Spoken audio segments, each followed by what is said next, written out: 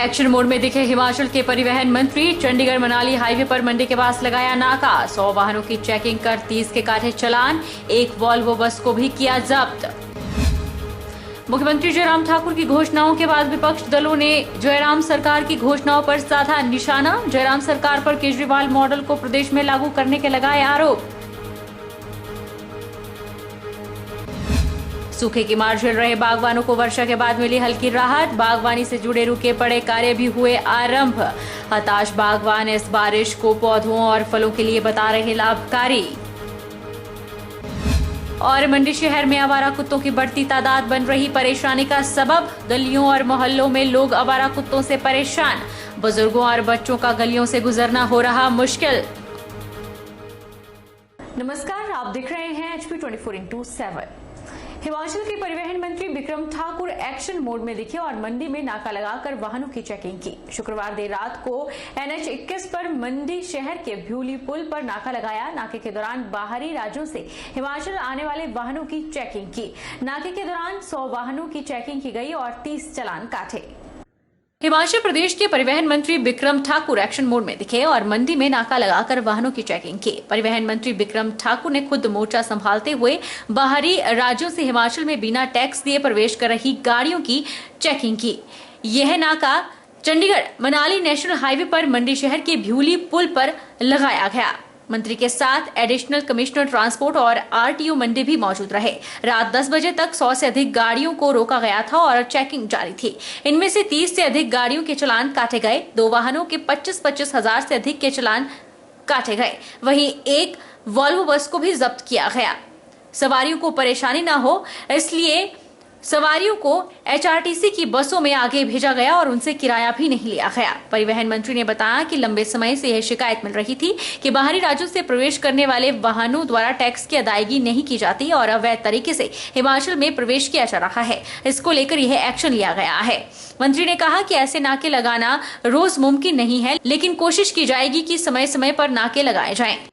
नहीं, मेरा मंडी जिले का दौरा था तो इसमें मैंने सोचा कि लगातार इस बातों की कंप्लेंट आ रही है कि ये जो बसेस वोल्वो आती हैं उसमें कई प्रकार की इरेगुलरिटीज़ हैं। तो उन इरेगुलरिटीज़ के कारण से आज बसेस क्या हो रहा है, अगर किसी ने टैक्स नहीं दिया होगा, अगर कोई जिस प्रकार से जिस कायदे में इनको चलना चाहिए अगर वो उस कायदे से नहीं चल रहे होंगे तो उनको पनिश करेंगे और जो ठीक चल रहे हैं उनका वेलकम करेंगे। आप भी मुझे बताइए कि रेगुलर कैसे हो सकती है, या तो केवल यही काम हो तब तो कोई बात नहीं है, लेकिन कभी कभी चेक होना चाहिए। उसके कारण से डर भी बना रहता है और बाकी चीजें भी ठीक होती हैं। परिवहन एवं उद्योग मंत्री बिक्रम सिंह ने रिवाल्सर में 1.37 करोड़ रुपए की लागत से बनने वाले बस अड्डे का शिलान्यास किया।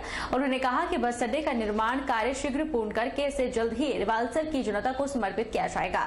मंत्री ने रिवाल्सर में 4 दिवसीय बैसाखी मेले के समापन समारोह में बतौर मुख्य अतिथि शिरकत की।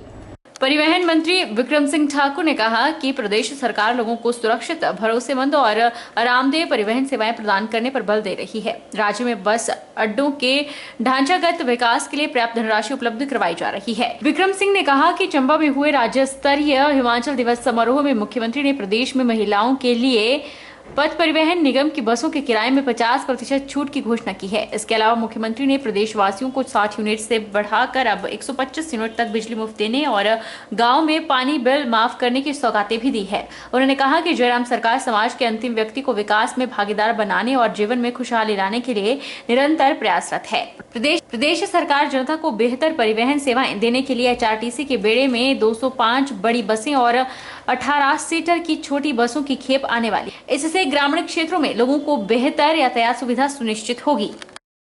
मैं आप सबको बधाई देना चाहता हूं कि जिस बस स्टैंड का आज शिलान्यास आपने किया है उसके लिए बल्ह विधानसभा क्षेत्र के सब लोगों को बहुत बहुत बधाई।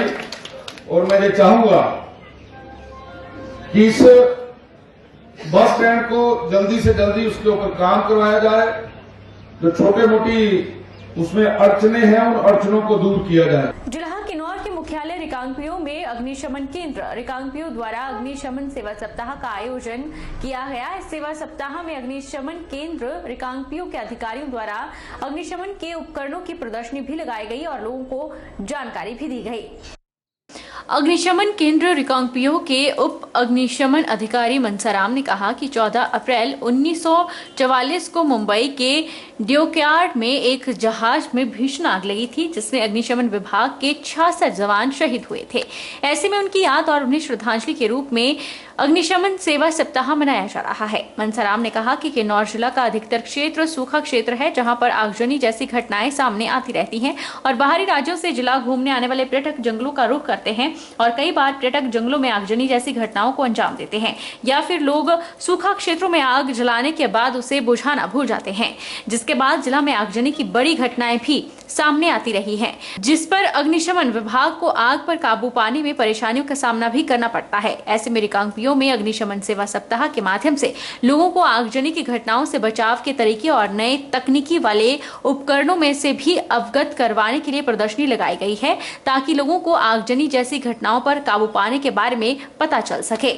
सर, मैं उप अग्निशमन अधिकारी मनसाराम फायर स्टेशन रिकांगपिओ से बताना चाहूँगा महोदय, ये जो प्रदर्शनी लगाई गई है 14 अप्रैल 1944 को बॉम्बे डॉकयार्ड में एक जहाज में भीषण आग लगी थी, जिसमें अग्निशमन विभाग के 66 जवान शहीद हो गए थे। उनको श्रद्धांजलि देने के लिए ये प्रदर्शनी लगाई जाती है और जगह जगह पर जाकर डेमोन्स्ट्रेशन दिए जाते हैं कि आग से होने वाले नुकसान को कम से कम किया जाए और कम से कम आग की घटनाएं हो, जिससे देश की संपत्ति को जान माल की रक्षा की जा सके, बचाया जा सके। महोदय, यहाँ पर सूखा क्षेत्र है और टूरिस्ट लोगों का बाहर से आना जाना भी होता है, तो ये टूरिस्ट लोग जो है जंगलों में कई बारी पिकनिक के तौर पे आग जलाते हैं, वो भी एक आग लगने का कारण रहता है। और कुछ लोग लापरवाही से भी बर्ताव करते हैं, घरों के नजदीक कूड़ा जलाना या बगीचों के नजदीक, घासनियों के नजदीक कूड़ा वगैरह जलाना, इससे भी आग फैल जाती है। देहाती क्षेत्र में आग लगने के ज्यादा यही कारण रहते हैं, गीले घास के चट्टे लगा लेना, ये मुख्य कारण होते हैं। उधर अग्निशमन केंद्र बिलासपुर की ओर से अग्निशमन सप्ताह के तहत लोगों को जागरूक किया गया, ताकि आग की घटनाओं में कमी लाई जा सके। 13 से 20 अप्रैल तक अग्निशमन सप्ताह मनाया जा रहा है। अग्निशमन केंद्र बिलासपुर की ओर से केंद्र प्रभारी दीवानचंद की अगुवाई में जागरूकता अभियान चलाया जा रहा है। इसके तहत लुहड़ू में जाकर लोगों को जागरूक किया गया, लोगों को विभिन्न प्रकार की जानकारियां प्रदान की गई। अग्निशमन केंद्र प्रभारी दीवानचंद ने बताया कि आग की घटनाओं में कमी लाने के लिए लोग भी अपनी भूमिका निभाएं।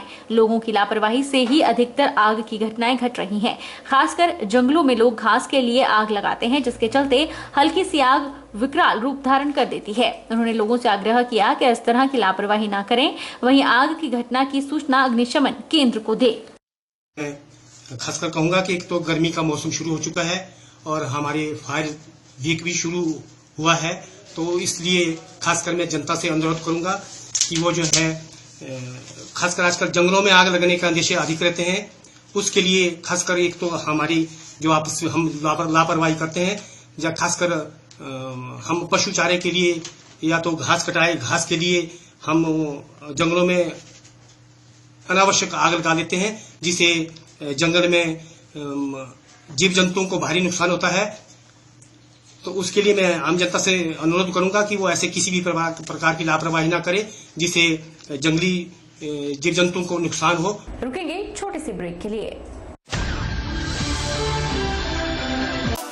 जरूरी सूचना, डॉक्टर लाल पैथ लैब सोलीखत सेंटर मंडी शहर के विभिन्न स्थानों पर 20 से 24 अप्रैल तक कैंप का आयोजन कर रहा है। 20% छूट का लाभ उठाएं और शुगर, HB जैसे टेस्ट मात्र 10 रुपए में करवाएं। अधिक जानकारी के लिए संपर्क करें 8